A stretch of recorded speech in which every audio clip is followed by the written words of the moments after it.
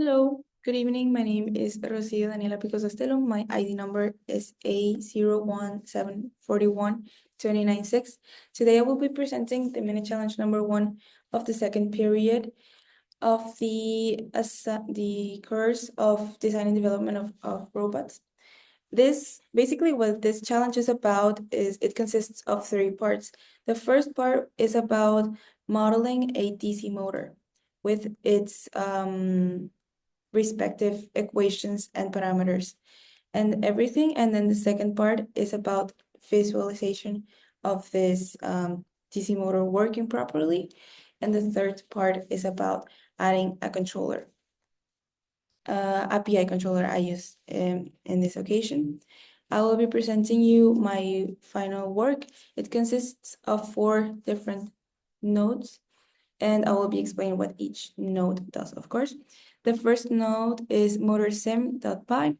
What this node does is that it receives the input in the form of a voltage, and then with that input, it calculates the angular velocity, which is the omega, and then it establishes the angular velocity so that it can be used later. I will be talking about that. So the other node is the set point generator.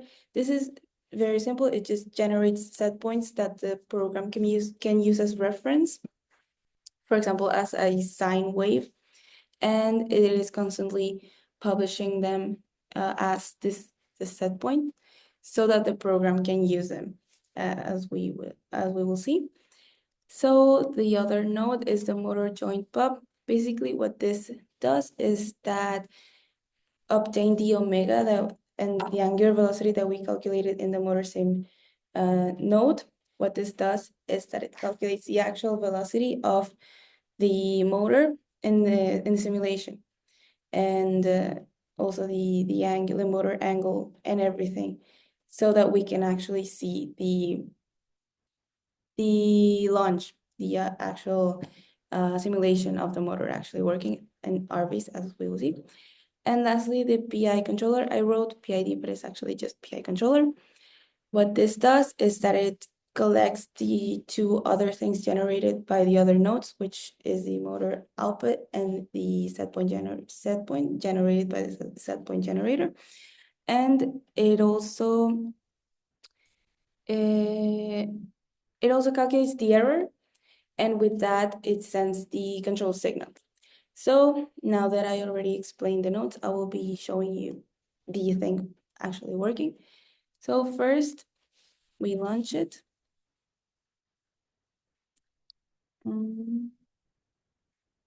Wait a little until it launches. Oh, here it is. Here it is. And I will also launch the graph so we can see it. And so yeah, here is the actual motor working. So you can see, oh, here's the graph. You can see all of the nodes connected and how everything works. Here is the motor working. As you can see, it goes a little bit forward and then it goes back to backwards.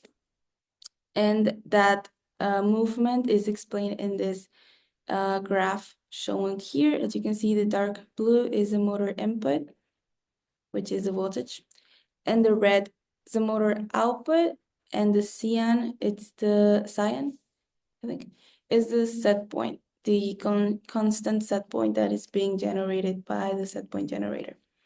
And here it is working. As you can see, it has a little bit of noise.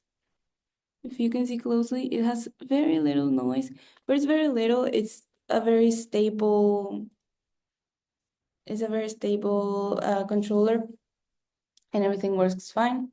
Here you can see again the RQT graph if you want to see how everything's being read through, like it's getting the read through and everything. So yeah, that's how it works, and that is everything. So thank you.